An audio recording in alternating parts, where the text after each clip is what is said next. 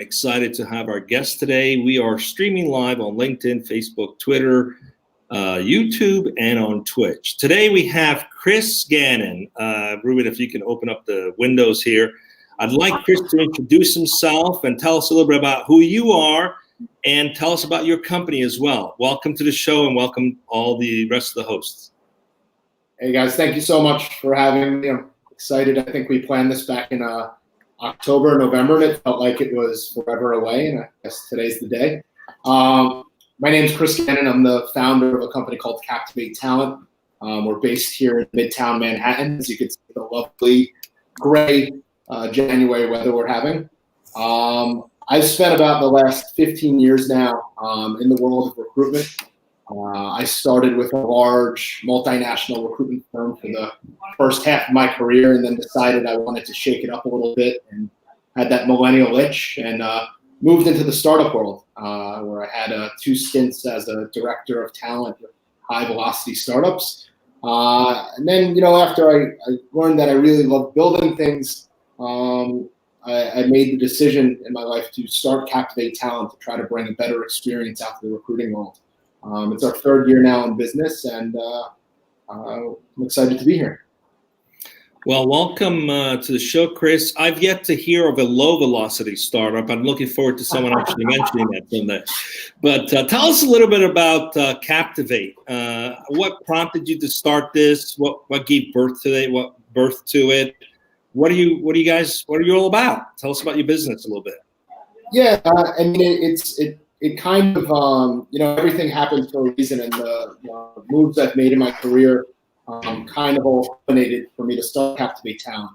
I realized once I went internally and worked for these startups and I was representing one brand, that there were a lot of things that were really important that the agency recruiting world didn't have. Things like candidate experience, making sure you're always working with brand integrity.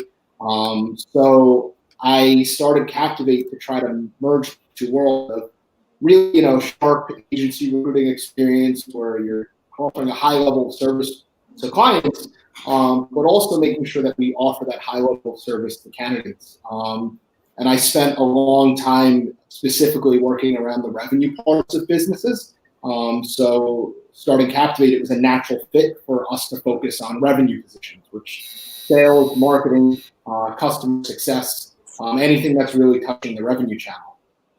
And then furthermore, I realized that lots of these growth stage tech companies, they were the ones that were hurting. Uber doesn't need help recruiting. Coca-Cola doesn't need help recruiting. The startup that hasn't gotten their Series A funding, they need help beyond just resumes getting put in their door. They need somebody that's going to kind of hold their hand and walk them through how to structure an interview process, how to, prompt candidates with the right types of questions that get the answers that they're really looking for, and how to, make sure that through their processes that they're making sure that their brand has strong integrity and they're not leaving a bad name on the market too. Great. Kim, will you please introduce the topic of the show today, and let's get right into it. I know Chris is excited to talk about something that we all care about, something that impacts culture and people. So Kim, if you don't mind, please introduce the topic that Chris has chosen today. Sure, of course, and thank you very much. So the topic today is why being human and candidate experience is the most important part of growing your company. So here we already talked a bit, and Chris, I think, touched on this idea of the candidate experience, which maybe we tend to forget about as companies, and this idea of being human. And I wanted to get us started with the being human elements. Chris, if you could share with us what exactly that means. So I have to give credit. The last company, I was at a company called Reward Gateway as their head of talent, and one of their values was be human. And it resonated with me so much that when I started Captivate Talent, I emailed the CEO and I actually asked him if I could borrow his value for my company. He gladly said that was a great idea, and he was more than happy to lend it to me. But what being human's about in the world of recruiting, which not only, to be honest, us as recruiters in the agency world, we forget about it a lot too. And the thing I think we have to remember is that I think that there's three major decisions that people make throughout their lifetime. Where they're going to live, who their partner is going to be, and where they're going to work, that impact their life every day. And as recruiters or as hiring managers, we have to realize that we are playing with one of those major decisions that's going to impact somebody's life every time we get on an interview, every time we make somebody a job offer, or every time we maybe reject somebody from a job interview. So I think recognizing how important that is needs to tie into how we have to treat that more like a human process, less like a business transaction. And so it sounds to me a lot like this idea of empathy, like being able to put yourself in somebody else's shoes a bit more often than we might naturally or tend to do that, which is with the hustle and the bustle, what it means to be a recruiter. Yeah, I mean, recruiters are almost trained lots of the times to look at these processes like transactions, to take the human element out of it. And it's really good if you're focused on bottom line revenue. It's a great trait to have. But I think the world of recruitment and, we see business as a whole being so digitized and automated. I think we forget about the personal aspects of it. So, kind of flipping that theory on its head and going in the other directions actually lent itself to a lot of our success that we've experienced as a company so far. Because actually just making that little shift in outlook has made everyone asks us what our differentiator is or what our USP is. Mm-hmm. That's actually one of our major USPs is just being human. And that's nice. It might sound surprising sometimes. But. So do you have some examples of what you've learned along your way? Like, correct me if I'm wrong, but I visualize there's sort of three main components of what it means to recruit or to grow your company. And that first you have to attract people, then you actually have to hire the people, and then you have to retain the people, right? You have to get them to stay. So yeah. So what are examples of this being human that you've applied or companies can apply in those three areas? And is there one particular area that's more important than the other? So if you look at the recycling graph where it's a big circle and the arrows all kind of point to each other, I think you could take attract, hiring, and retaining and do the same thing. The arrows all kind of lead around to each other and continue a circle. So starting with like attracting talent, you have to be thoughtful in your approach. If you're even building a job description and it's something that you just ripped off another company and it doesn't, kind of express who you are, what your values are, what you're trying to accomplish as a team, like just that little thing, you're just missing a mark. So humanizing things like job descriptions, they shouldn't read like, here is your list of duties. It should, and we post them all the time, and that's not what we use personally to attract talent, and that's what a lot of companies use. I mean, a list of job duties, nobody got excited about processing sales orders as needed. Like, that's not getting anyone out of that. Right. So, what's your mission? What are you trying to accomplish? Who's the right type of person that you're looking for? Build your want and make it evoke passion that you have as a founder or business owner or a hiring manager. So, humanizing attraction is really important. Hiring, should be almost self-explanatory. How do you want to be treated in an interview process? Are you being conscious of that and including this other person like that too? Are you rejecting candidates in a human way, or are you sending them an automated email? Did somebody do 3 rounds of interviews and you're just not getting them back to them? That's kind of the important stuff that you have to realize on the hiring side too. So I'm curious, hey guys, whoever's got the background going, please mute yourself. Thank you. So I'm curious, Chris, how much does culture of an organization have to do with how this happens, right? So I think companies spend a lot of time focusing on the customer experience, the external experience that in terms of how a customer perceives the brand and the relationship they're going to have for that brand. But many fail to actually do the same for employees, right? I mean, instead of treating them as cogs or assets or resources, if they were given the same value, if even more value in terms of the experience you want to create, the similar that the investment you make with customers, how much of that is just an issue of culture, and how much, in your experience, does culture have to change in order to be more effective in creating a better experience for the candidate when they first come on, and of course for the employees once they're on board? Yeah, I think I could try to repackage this as this nice, cool, insightful, original answer that I could think of. But I mean, Richard Branson said it the best: if you take care of your employees, they take care of your customers. That couldn't be more true in the business world. I mean, if you're building a company, if you are trying the hardest you can with the resources you have to make sure your employees are happy and they feel like they're taken care of, they will go to the ends of the earth for you. If you're nickel and diming everything from the employee experience to try to invest money in the customer experience, there's going to be a broken process there. And if your customer success team's understaffed because you don't want to hire more people, but you want to give them every tech tool possible, like they're still not going to be able to take care of your customers. So I think culture is the lifeblood of a company, and it's a responsibility of founders, leaders, CEOs, whatever they might be, to take care of those people and to build that company. So how does your company help organization better prepare for that? What do you guys do to influence a change so that you can create a better experience for the candidates? Yeah, so it's really we want to walk them through best practices first off. We want to tell them, here's what the best companies in your industry are doing. Here's the things that you can kind of maybe do for free. Here's the things that you could do, like little wellness things and mindset changes that help build a better internal structure. Here's things that you could do in the interview and hiring process where, everyone thinks about retention being post-hire. It's actually all done in the interview. If you're interviewing for the right kind of attributes, and if you're interviewing for culture the right way, that's how you make sure your retention's going to be aligned well.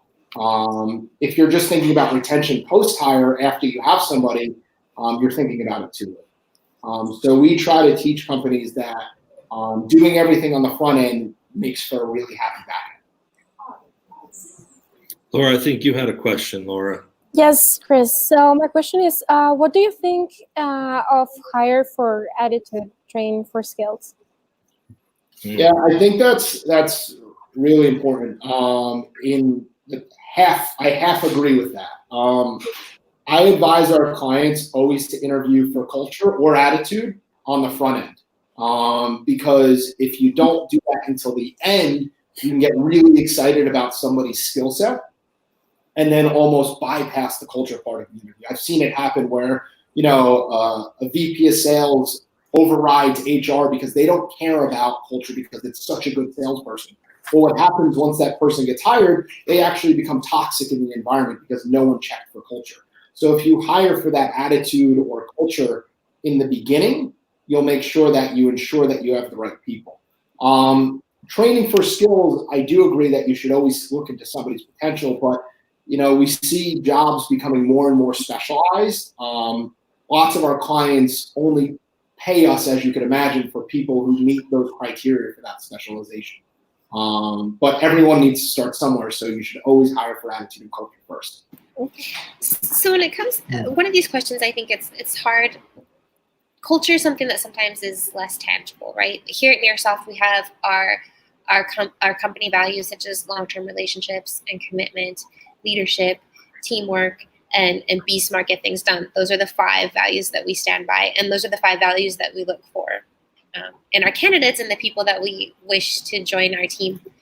But I find that sometimes, we're a tech company, we're a software development company, and it's maybe easier to identify where somebody is at on the skill level and a bit more challenging to identify where they are at on that fit level or that culture level. So what types of information or tips, I guess, or questions, what should we be doing as interviewers to try to find and tap in to those values that we're looking for? Like, is there a structure or a process of the types of questions we should be asking?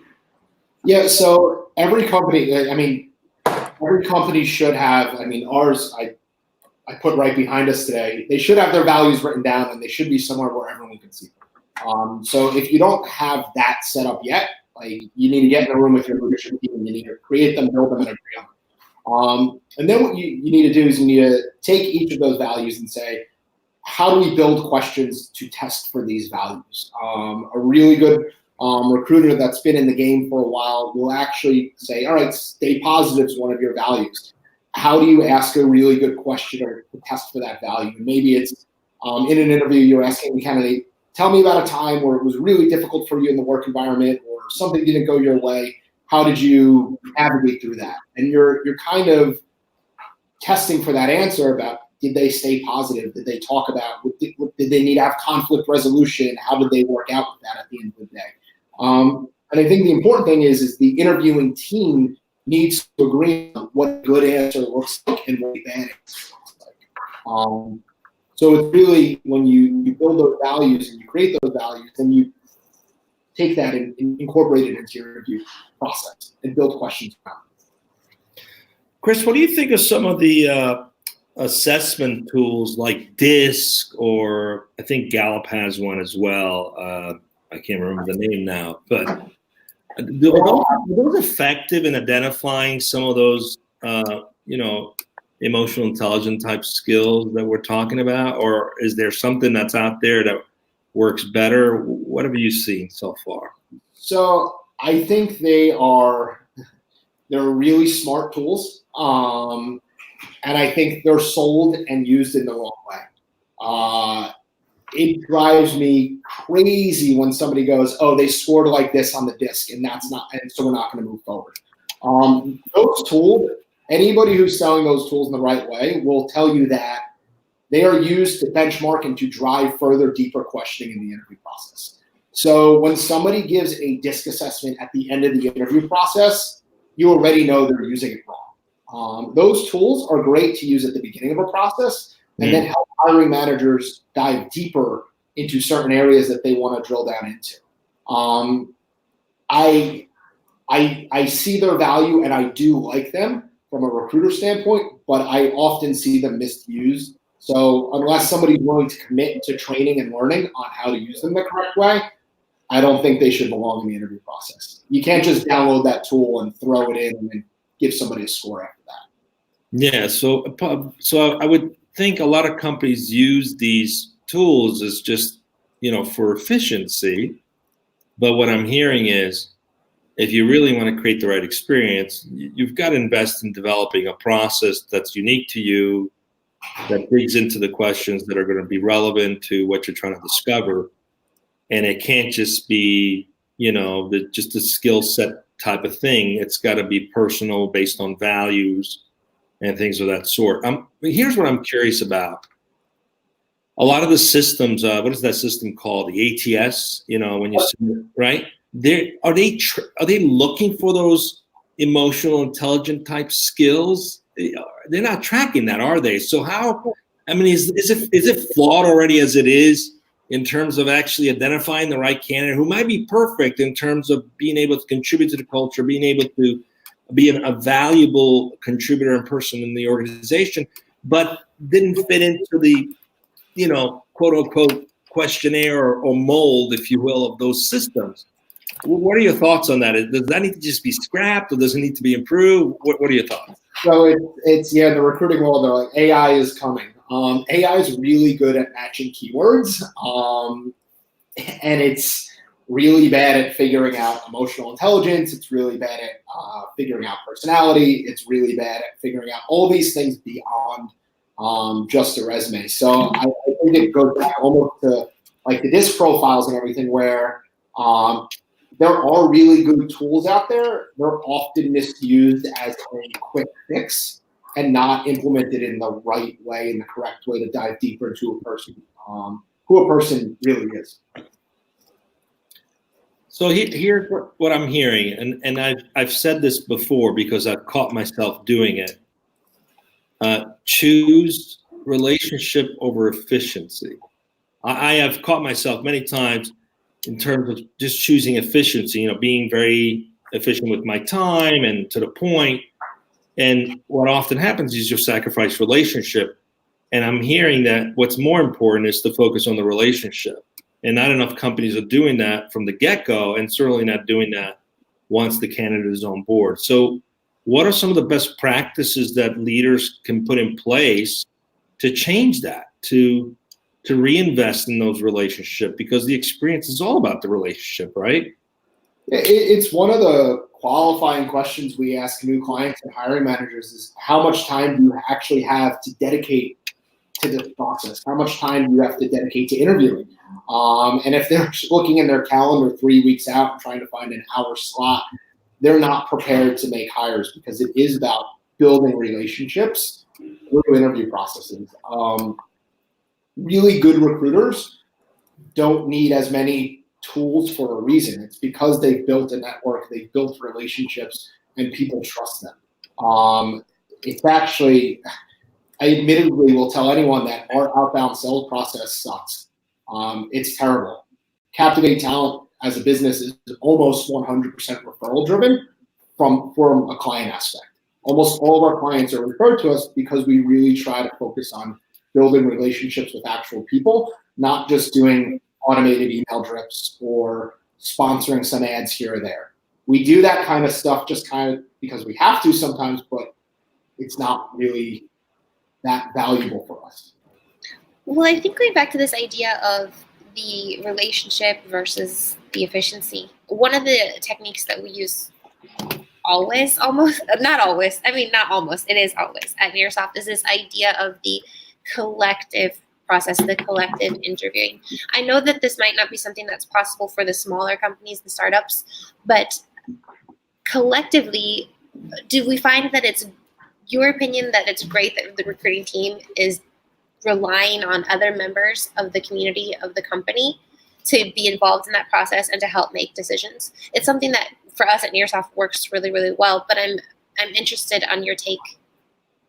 100%. The multiple people in and outside of a department should be involved in interviewing. But I think something that has to be really thoughtful on the beginning before you start that process, before you even put that job out there, who has what role in the interviewing process? Is this person interviewing for culture? Is this person interviewing for skill? Is this person interviewing for job fit? You have to really define those roles so you know what's happening in each step of the interview process, and you're getting the same. There's not different variables for each candidate. If a different person's going in there and asking different sets of questions, how can you possibly assess a candidate correctly across the board without biases? So I think you have to be really careful when you're bringing in different departments or teams or team members, but it should be done. You just have to define what each person is doing and what each department is doing in that process. Thank you. The idea of making sure that the process is well defined and the roles are well defined. And the questions are written out beforehand, and everyone's asking those same five questions or 10 questions. How would you get the idea if it's a company that is quite popular and if they're those same 5 questions? Does it matter much if those questions get leaked? Like, what if the candidate already knows the candidates, what's coming? Glassdoors are really good at that. Which, a candidate could prepare for, as much as they want, but if you're assessing those answers, people will eventually show their true personality. So those bigger companies, they usually have more robust interview processes for a reason. So if somebody's going into a 6-round interview process at Uber, not every question's going to be leaked, but maybe the top 3 or 4 are. They probably have 10, 20, 30 other questions that they ask through that process, though. Well, right, and so the layers. Yeah. I guess it comes down to experience, and just in some cases, it's just using the wisdom you've developed over the years to see through the nonsense. Sometimes you just have to use that that gut experience too, I would think. I think Laura had another question about what happens after you hire people.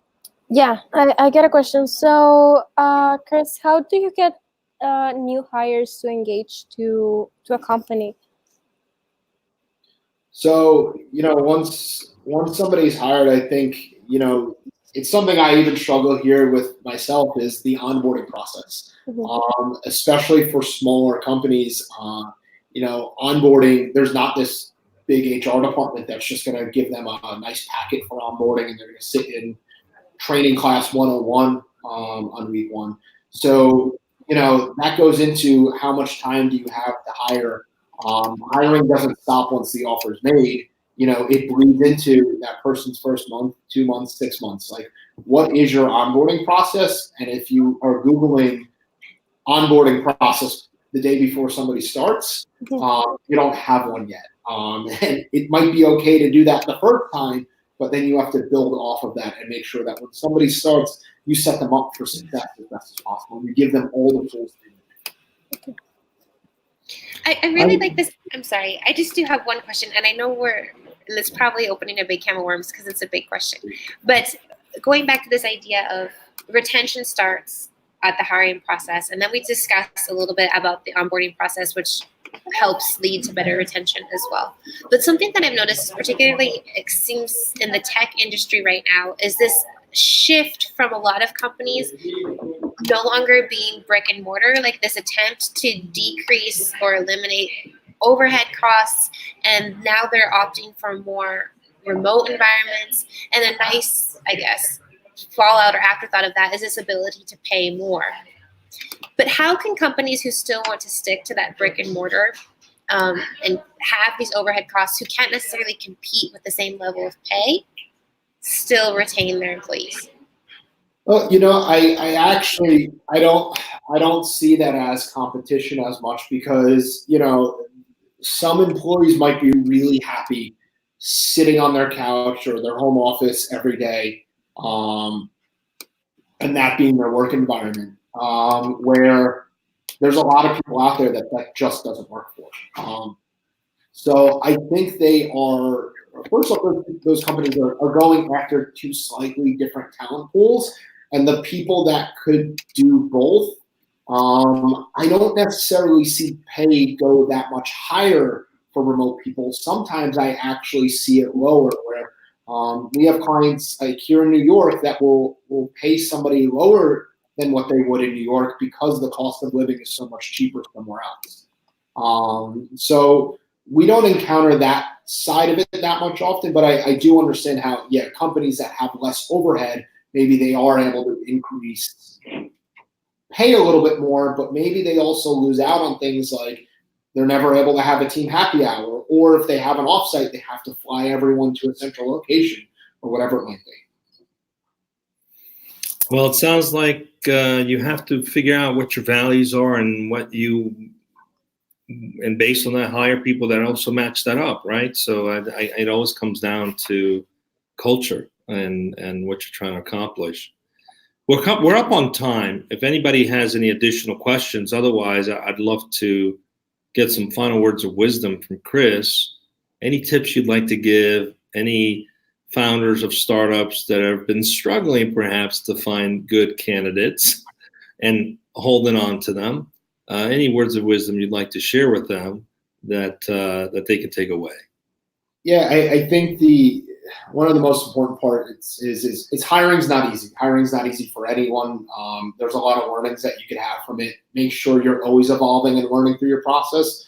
But if you're having trouble, actually do start out by saying, is my process human? Did I get back to those last 5 people I rejected? Am I responding to people in a timely manner?